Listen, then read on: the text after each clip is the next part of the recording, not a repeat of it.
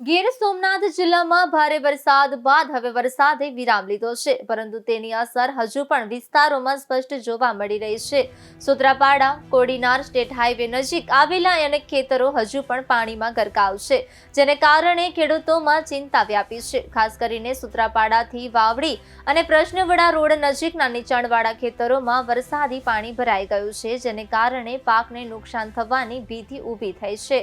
સુત્રાપાડા શહેર નજીક આવેલા વાડા ખેતરોમાં પણ પાણી હજુ ધીમે ધીમે ઓસરતું જોવા મળી રહ્યું છે। વરસાદ બંધ થયાને 20 કલાકથી વધુ સમય વીતી ગયો હોવા છતાં કેટલાક વિસ્તારોમાં પાણી યથાવત છે। જો કે મોટા ભાગના ખેતરોમાંથી પાણી ઓસરી ગયું છે, પરંતુ હાઈવે નજીકના નીચાણવાળા વિસ્તારો હજુ પણ પાણીથી તરબોળ છે।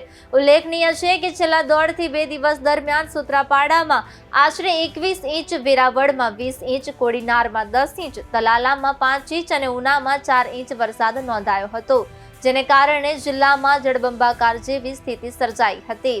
હાલ ખેડૂતોની નજર પાણી ઝડપથી ઓસરવા અને પાકને ઓછામાં ઓછું નુકસાન થાય તેની પર ટકેલી છે। મારું નામ હસમુખભાઈ રામભાઈ મોરી, ગામ સુત્રાપાડા।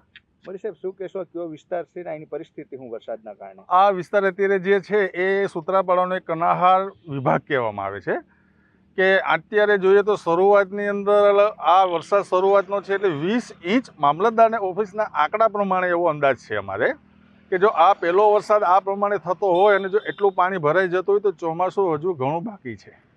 તો ત્યાં એ પરિસ્થિતિની અંદર કેવી હાલત કફોડી ખેડૂતોની થાય છે એનો કોઈ અંદાજ આવી શકતો નથી। અત્યારની પરિસ્થિતિ શું છે, કેટલું નુકસાન? અત્યારેની પરિસ્થિતિની અંદર એવું નુકસાન છે કે અત્યારે મગફળી છે, જુવાર છે, બીજો કપાસ છે, જે પણ કંઈ વાવેતર કર્યું હોય બધા ખેતરો અત્યારે પાણીમાં ગરકાવ થઈ ગયા છે।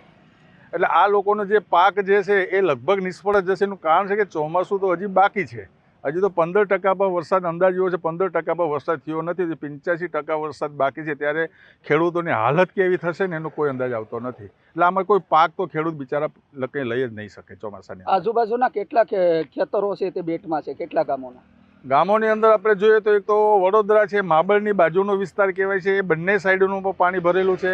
સુત્રાપાડા, કનાહાર, વાવડી ગામ છે તો એનો પણ જે બંનેની બાજુનો એરિયા, બાની વાય સામેની સાઈડ કહેવાય છે, એ પણ બધો અત્યારે પાણીના ગરકાવમાં છે। અત્યારે આપનું નામ અને પરિચય? મારું નામ દિલીપભાઈ જાદવ, ગામ પ્રશ્નવડા, તાલુકો સુત્રાપાડા, ગીર સોમનાથ જિલ્લો।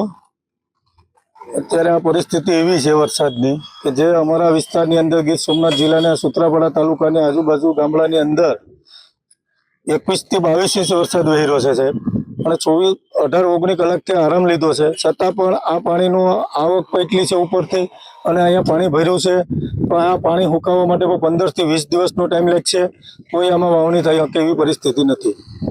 મગફળીમાં આગોતરા જે વાવેતર કરવામાં આવ્યું કેટલું નુકસાન જોવા મળી રહ્યું? એમાં તો સંપૂર્ણપણે 70 થી 80% માંડવી ફેલ થઈ જશે। આજુબાજુના કેટલા ગામોના ખેતરો હાલ બેટમાં છે? એમાં સુત્રાપાડા, વડોદરા ઝાલા ગામ, વાવડી ગામ, ભાવાની વાય અને પ્રશ્નવડા લોઢવા સુધી આ વસ્તુને અસર કરે છે। વરસાદના પાણીને લીધે નુકસાન થશે।